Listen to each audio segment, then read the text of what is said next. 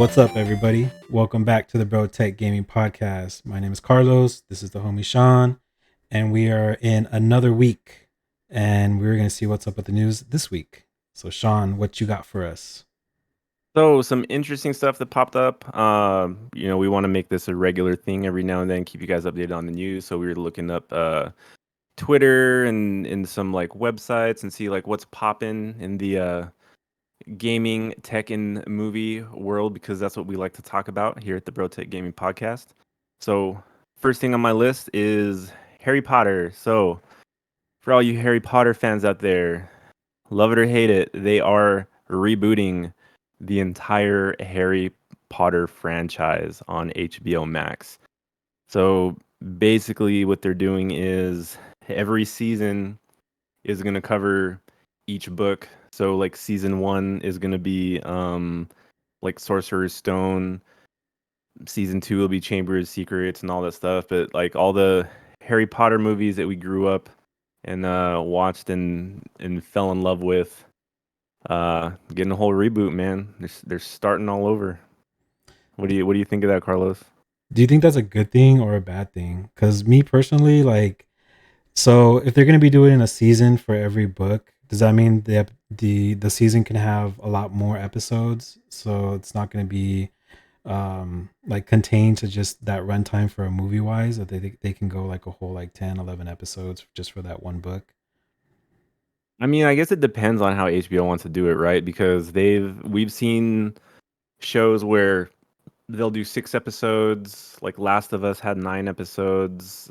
I mean, I'm kind of skeptical, right? Because it's given me the whole Game of Thrones vibes where like they were doing a really good job sticking with the books, and then it's sort of like they ran out of steam toward the end and they started rushing everything. And I mean, there's like how many like books in the series? Eight books, 9 books in the series. I mean, there's a lot. So we're technically thinking of like, okay, so we're gonna have like a new Harry Potter season for the next 10 years. I don't think they're gonna make it to 10 years. I think they're gonna make it to like six and think like, okay, like we need to speed this up because we need like more stuff. So I'm kind of 50-50 on it. Like I think it's cool. Um I still think the movies are still very relevant, because you kind of watch them grow up. And I'm kind of curious if they're going to be able to carry that same feeling that the movies gave us. So I don't know. I'm kind of 50-50. Yeah, I feel like that's how it's gonna be because if they started off with a kid, it's gonna be just like the movies where Harry Potter was like a grown ass man still going to school, Hmm. and it was kind of weird towards the end, but like it was still a good movie, but it was just kind of took you out of the movie knowing that he would like they're all grown, Hmm. and Hmm. then at like the finale, like they have their own kids and stuff like that, so it's I don't know, it might be a little weird for me watching that. Yeah, I mean, I'll give it a try for sure. Like when it airs or when it ever releases. It honestly, I don't even think. Obviously, they haven't cast anybody yet. I don't even know where they're at with the whole production of it. Um, Probably not till 2025 before we hear anything about it coming up. So I'll give it a shot and see how it is, and then I don't know, on an episode we're still going in 2 years. I'll give you like my review on Harry Potter the show. So that's all I got on that one. All right, that's cool. So new Harry Potter coming out HBO Max in a couple years. Look out for that. Mhm. Might do an episode review for that one too. Yeah, I'm kind of curious to see who they're gonna cast as everybody. I think that might be what makes it or breaks it for me. Like if they have cast that I actually kind of like some of the actors, because there's a lot of iconic characters from the movie. So we'll see who they cast. Do you think they're gonna add like cast members from the movies and put them in there like Easter eggs, like kind of like how they did with like Wednesday and stuff like that? I think that would be cool. I mean, you can't deny how impactful Harry Potter was on like generations and generations. Like people grew up on that, and I feel like it would be a disservice not to like pay homage to the original Harry Potter movies. So I feel like they have to do that. Otherwise, I think it's going to be kind of weird. if they don't. So I hope they do. Yeah, that'll be cool. That'll be a cool like Easter egg to look out for. Yeah. All right, so what we got next? So this one was your pick, your topic. RTX 4070 price cuts on the 4070. AMD is also getting aggressive with their price cuts too, which is how they've always been. 4070's only been out for a week, and it dropped. It came out at 599. That's the MSRP. We're kind of used to the whole like crypto mining trend where a GPU comes out and as soon as it comes out, it like shoots up to like an extra $100 to $200 above MSRP. So this is probably the first time that cards came out at MSRP, didn't sell out, but apparently it's also not selling very good because Nvidia's already started making price cuts on it. So, Yeah, so they cut the price about $50 with like a rebate. So it's not actually like it's $50 off in store. Like you have to send in the rebate to get your $50 back mhm. type deal, which is Yeah, still cool. not a true price cut. Yeah. So the 4070, yeah, so it came out a couple weeks ago and it only came out with 12 gigs of VRAM. So we talked about it in our last episode. So we're already talking about 8 gigs of VRAM not being enough and only Mhm. having 4 more gigs of VRAM. Like how long is that gonna last? A year, 2 years max until that's capped out. And now we're talking about, oh, is 12 gigs of VRAM enough to play, Minecraft on high settings? Yeah, I think Nvidia is still kind of screwing with their customers. I mean, the problem I have is I think the VRAM would be fine, but every generation of card they introduce better ray tracing. And when you have ray tracing, that stacks on top of the VRAM you're already using for the normal like rasterization stuff. So if you're playing a game at 1080p, ultra settings, you're capped out at 8 gigs. As soon as you like turn on ray tracing, it's gonna stack another like 3 GB on top of that 8 gigs. So now you're using like 11 gigs for a card that only has 12 now, but you're not gonna buy this card for 1080p. You're gonna buy it for 1440p or maybe 4K. So I think they're still screwing with people. I think they want people to spend more to get the TI, even though the TI is like $850. So I don't know, man. I think Nvidia is just greedy.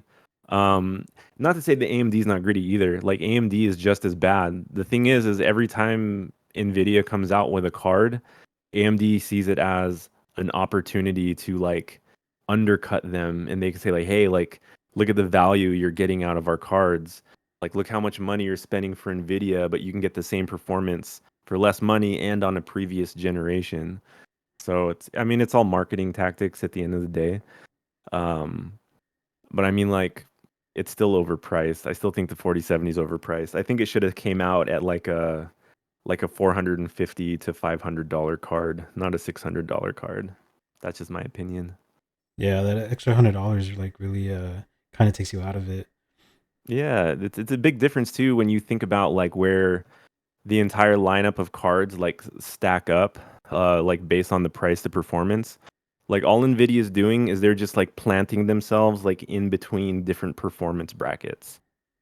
So I don't know. It is what it is. Like if you want the new, like the best, like new things, new features, then like yeah, like buy it. I think 12 GB is still kind of a scam, especially at like a $500 price point, because a $500 AMD card will get you 16 GB of VRAM, and that was MSRP last year too. So the AMD cards are already like 2 years old and still have more VRAM stacked on it than any of Nvidia's stuff, besides like the 4080 and up. So Yeah, so the one that I wanted to get was the 4080 because it has 16 gigs of VRAM. But at the same time, I was looking at Best Buy and they have the 7900 XTX, which is 24 gigs of VRAM for only like $1,200. yeah, But I don't know, like I'm still stuck in between wanting the NVENC encoder just because we are doing we are doing editing, we are uploading shit. And I want to be able to stream and record and still have it look good. Yeah. So that's kind of where I'm stuck at right now. Yeah. And that's the problem too, is like all of those features, like all the extra features that aren't just like graphics features, like the encoder, the like the content creation type stuff. It's the same from like the top down for like every card that Nvidia has.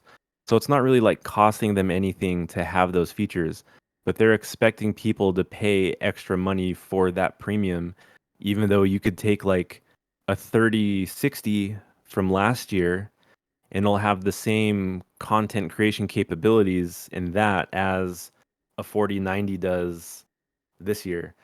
But like they're going to make you pick and choose between like the performance graphically, not just the features. So I think the whole like, oh, you like pay premium to get premium features, I think is bullshit, because it doesn't cost them anything because it's already included in their entire stack anyways. So I might be an AMD shill. might, Just I a little might bit. be I might be an Nvidia hater, but hey, dude, if you give it to me for the right price, then like I'm not gonna hate on you. Just I'm not spending like $2,000 for a card that should probably be like $1,000 or $1,200. So that's just where I how I feel about it. Yeah, exactly.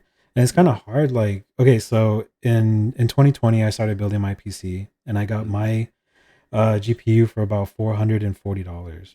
Mm-hmm. And I guess at the time that was about normal because that was right before the crypto mining took effect. Yeah. So it was like literally like right before, because I think like a month later, like all the cards were gone. Mm-hmm. And so my card has 8 gigs, and for the time it was fine. Mm-hmm. But now, fast forward 3 years later, and now we're talking about it's not going to work. Well, it's going to work, but you're going to have to play like on low settings, and nobody really wants to play on low. You want to play on mid to high. Yeah. So, so I'm kind of stuck because I want that white card, man. Like I'm trying to go for that all white build, and there's no AMD cards within like that price range that Mhm. are white. Yeah, I think there's some silver cards that Gigabyte came out with, and then there's a company that does AMD cards that has a very like anime aesthetic to it. Like I can't think of what the name of the company is. But they're like very cute, like anime. It's got like the pink cherry blossoms and like weird, like crazy designs and stuff. Like they Yeah, have like a Gundam design. Um, and those are you're paying premium because of the design. Like you're still spending like $700, but it's for last gen cards. So I don't know, man. You really want that white card so bad. I do, man. I want that Gigabyte one, the Yeah. 2080 I mean, to be fair, man, like I think a or 4070 is still a good card. 4080. Oh, you want the 40? Okay, for sure you want to go up to the 4080 then. Okay, well that's different. Yeah. I thought we were still talking about the 4070, but No, I've decided, man. I'm not gonna get a 4070 just because it's only 12 gigs VRAM. It's only yeah. four more than what I have right now. So Yeah. trying to future proof. And you're kind of rocking like a 4-year-old, almost 5-year-old card now. So for you it's a huge jump. I think for me I have to be at least looking at 4090 performance and up from here on, cuz I was even looking at the XTX for like an upgrade, but I think it would only give me like a 50 to 60% boost in performance, whereas like for you it's almost double. So do what you got to do, man. Pull the trigger. Whip out that Yeah, credit card. I'm just kind of just waiting on a bonus right now. So I'll see where I'm at with the bonus. I mean, the good news is like, price cuts are happening now. These cards haven't even been out for a year and we're already seeing cards get underneath MSRP. I mean, I can only see it like price-wise declining like month to month at this rate. Like you might be able to get a 4080 for like at least $1,000, maybe less than $1,000 before like the end of the year. So we'll see. We'll see how it goes. Yeah, for sure. All right, I think we're done talking about GPUs. What's the Yeah. next topic? So segue into the next topic, since we're talking about like GPU performance and all that stuff. So as we all know, Unreal Engine 5 is kind of taking the GPU PC space by storm in terms of like what it can do, like the type of visuals it can produce. A lot of photorealism, a lot of like crazy physics they've been able to add to like Unreal Engine 5 now. So there's been this gameplay trailer floating around for a game called Unrecord. That's basically like body cam footage. Like at first, like if they don't tell you it's a game, you don't know that it's a game. Like it looks like real as fuck. Like I literally thought I was watching like body cam footage of like cops or something of a dude like walking into an abandoned building. Like he's walking and he's like moving around like this with his gun. He's like taking cover. He's like shooting all like crazy and stuff. I'm like, dude, like what is this? And come to find out, it's a freaking gameplay trailer made with Unreal Engine 5. And I don't know how I feel about that, man. Like it was just realistic as hell. I literally thought I was watching a movie, let alone a video game. So tell me you've seen this trailer, Carlos. I did watch it. It was either yesterday or 2 days ago, and it came up on my Twitter feed. So when it came up, it did look like just like a regular like body cam, like a GoPro, just on somebody's chest, like somebody went like paintballing or whatever. And I start reading the comments, and it's like, yeah, it's a game, but a lot of people don't believe that it's a game. They think it's actual like real life footage, which was it was really cool though. And then I think I don't know, the creators came out and they kind of like verified that it was a game. So they had like the player kind of like moving around and like looking up and stuff like that, like stuff that like a normal person wouldn't do, just to confirm that it was actual game. But yeah, man, that gameplay looks like super. It looks real. Like it looks. I think it kind of looks too real, like in my opinion, because you kind of want to when you play a video game, you kind of want it to look a little bit unrealistic, but at the same time, like close to being realistic. But this kind of is just like a real life game, so it's kind of weird. Yeah, like I don't know how I personally feel about it because like to me, to watch it is one thing, but to actually like play and control that character is another thing too. Like, is it going to feel fluid? Is it going to be like an interactive game? Like we're so used to the standard FPS style of like, the Call of Duties and the Apexes and everything. We already have that muscle memory tuned into our brain on how someone's supposed to move, how like the mechanics work. And having this be that realistic is almost disorienting for me. Like I don't know if I'm actually going to enjoy it or if it's going to make me nauseous.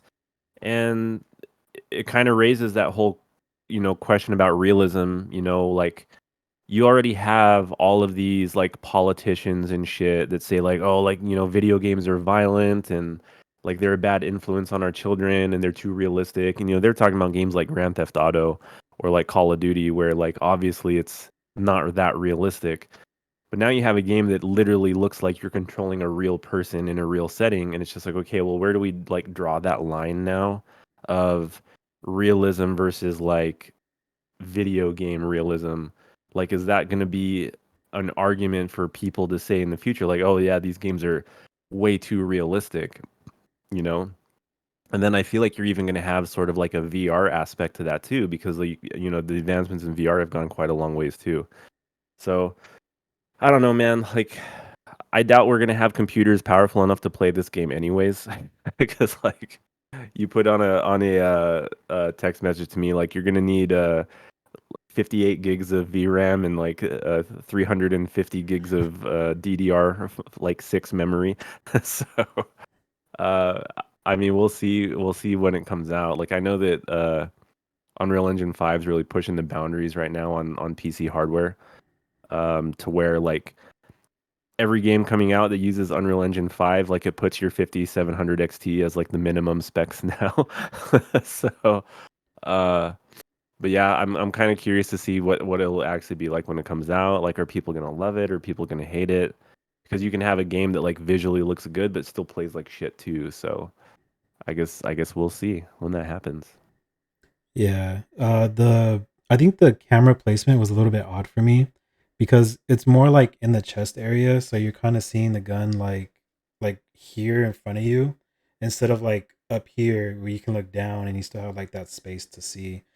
So I don't know if that's going to be an issue with like throwing off like gameplay or like even like mechanics and stuff like that because for all the like the first person shooters that we have, like we're actually like in the head, not like the body, like the chest cam. So Yeah, and I was like looking at a lot of criticism too, and they're like even for a body cam, like that whole like fishbowl kind of like perspective was almost exaggerated to where it made it like maybe too disorienting too. So I mean like it's still like in the development phase. Like I'm sure they're gonna listen to feedback. I'm sure they're gonna tweak some of the features and stuff like that. But yeah, I don't know. We'll see. It might just be one of those like sort of like interactive gaming experiences that like people might try out and like it just doesn't have traction because it'll probably, it might turn people off to it. we could talk about another game that's going to be coming out soon. From what they say is the day before. The day before. So they said You're they're going to so come out. excited, bro. You're I so am. excited. I am. They said they're gonna come out with the beta, so they haven't announced when that's coming out. But I'm actually excited to play it because it's zombies. It's free world. You get to roam around. I'm kind of hoping you can join like other people, like to do missions and stuff like that. And then they said that they're not gonna push back the release date anymore. So I think this game comes out in November. So they said that is coming out in November, so we'll see. But Okay. that's pretty much all the news on that one. Just a little update on the game that's not real. So as far as the release goes, so we're talking about like the full game will be out in November, not the beta is going to be out by November. No, So we'll have a the beta, but then the full game should be out by November. yes, Okay. yeah. Hopefully, So hopefully your 5700 XT is still, yeah, or fighting the good yeah, fight on the lower end. maybe I won't even have it by then. You never I'm know. talking all this shit, dude, and the next card you get is gonna be so much faster than mine, so it'll be all right. But it's just the time. Like you got your card when like last this year or last year. It was last March, actually. I've had my card for over a year now, so Yeah, see, so it's like a big overlap. yeah, we got to do that hopscotch. Yeah. Okay, so that's all I had for that one. So next in the news, I know you were telling me about Call of Duty. Okay, so this is a fun one. So, as we kind of know, or how most people know, even people that that have been playing the game, there's a cheating problem, especially in Warzone. Warzone 1, Warzone 2, there was constantly a cheating problem. Ever since it went to PC, the cheating issues just kind of like escalated beyond like anything that you've ever seen before. Um, and initially, like Call of Duty didn't really have a anti-cheat solution for any of that stuff. Like they tried like banning accounts. People would just make up a new account and they would just keep on cheating. People buy like premium cheats from like these different like engine software companies for like $20, $30, like up to $100 to pay for these like crazy ass cheats in Call of Duty. Um, so finally, Call of Duty caught on, and they developed a department called Ricochet. Ricochet is Call of Duty's anti-cheat sort of like software company, whatever you want to call it. Um, so they've been slowly like implementing more sort of like anti-cheat things into the game. One of the things that I read that I thought was really, really funny is if you're playing Warzone 2 and if you've got your hacks turned on, like wall hacks, aimbot, like whatever it is, what'll happen is you'll start shooting at a dude, and the dude you're shooting at will just become invisible. So you don't know where the dude is. You can't like lock onto anything because it's not there anymore, and they're just totally getting like killed and like wrecked by players that they can't see. So that's like one troll. Another troll is it'll just give the people you're shooting at like God mode. Like the bullets that you're firing won't do any damage anymore. So basically, it just completely like numbs any of the damage that you're like outputting. Um, I've heard a few other things too. Like I've heard that there's like a reload glitch that like every time you fire a bullet, like you automatically start reloading your gun. So it's just crazy stuff like that, which I think it's cool. Like I think it's cool that they're just like trolling on the cheaters. I think that ultimately it'd be better just to ban the cheaters altogether because I don't really know how that process works. But I mean, as we've learned from other BRs, there's cheating problems not just in Call of Duty. Like we deal with cheating problems in Apex, with whether people are just smurfing or using hacks and all that kind of stuff, using Cronus and things. So I know that cheating is kind of a rampant problem, not just in Call of Duty, but I just thought it was kind of funny reading about how developers just kind of like trolling on him with all these like crazy like invisible things, God mode, like Nerf bullets and everything. So See, I understand paying like maybe a couple dollars for a cheat just to go in there and kind of like have fun, but like mhm. paying up to like $100 to go in there and cheat, I Dude, don't understand how that like what's the mindset going into I that. I don't know, man, because I mean, so you have to contribute the success to a lot of these games to like streaming, like streamers. People that are really, really successful streamers that got there, whether by, cheating or not, they're either really good or they could be cheating, like we've always speculated on stuff like that. But I think you just have a lot of haters out there and, they want to get on the game and they want to like fuck up everybody else's game. So, they'll buy hacks and they'll buy cheats. I know there's a company out there called Engine Owning that was kind of like a primary cheat developer for Warzone. And I think they're actually currently facing like a fat lawsuit from Activision because this engine owning company would literally just like have all their cheats out there. And they would even troll on the Call of Duty's Twitter page where like Call of Duty would be like, hey guys, like we're issuing an update. It should take care of some of like the new hacks and cheats that are in the game. And then Engine Owning would like tweet underneath them and say, "Don't worry, we'll have a solution for that." And Um, like they were just so ballsy about it, And I don't know, it's that's just like one company, but there's like tons of companies out there that have like these premium cheats that you have to pay for. But I don't know, dude. Like cheaters, in my opinion, that do shit like that, it's just like how sad is your life? You can't get online and just play the game. Like you have to like spend money to just like ruin the experience for everybody and just make life harder for all these development companies. So shame on you. that's true. And it's also for streamers. Like if you're using it and people actually like look up to you, it's kind of a slap in the face to your viewers because say you go into like a tournament or something, like you feel so confident you can do something in a tournament and you go in the tournament and you just get your ass handed to you. Yeah, it's scummy, dude. And you've got these people that are like, donating to your stream and paying for subscriptions and stuff like that. And like I don't want to say names, but I know there's people up there that make a lot of fucking money on Twitter that are cheating. Like there's no way to deny it when you watch the way they play and you look at their like awareness. They know where everybody is, even though they don't have any like knowledge on their mini map about where anybody is. And they're like tracking people like through walls. They're flying on parachutes and their fucking aim is like rock solid like that. It doesn't look human to me. And I've watched good players, like good pro players, play the same game that have very natural mechanics despite how good they are compared to somebody that's cheating. It's like there's no freaking way that these people are on the same level when you got one guy that looks so natural and fluid and you got the other guy that's just like there's no fucking way.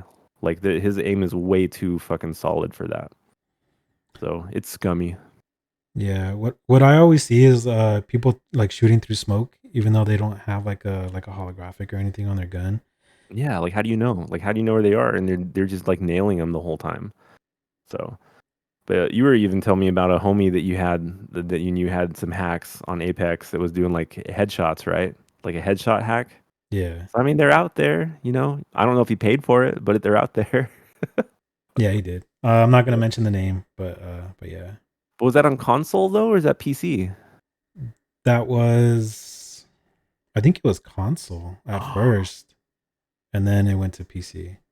That's even crazier, bro. Is when you have like hacks on console. It's just I feel like that's next level because like console like operating systems are so locked down versus Windows.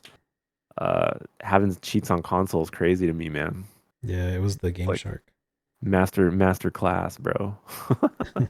Dude, what Game was Genie, oh, yeah, that's what it was, right? The Game Genie Game from like Genie, back in yeah, the day. Yeah. bro. I use that shit so much, dude. I use it for like Battletoads. I couldn't beat Battletoads, man, without a Game Genie. So But you see, What was like that? using those kind of cheats, like back in the day, like it didn't hurt anybody.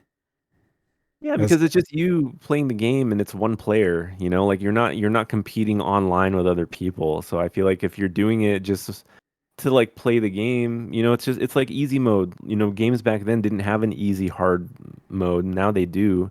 And now there's a whole bunch of like things you can tweak in the menu to make the experience easier for you. So that's the way I kind of looked at it back then, but it wasn't to me like really cheating. It's just like, hey man, I just want to beat the game, you know? yeah, so that was so one game was Vice City.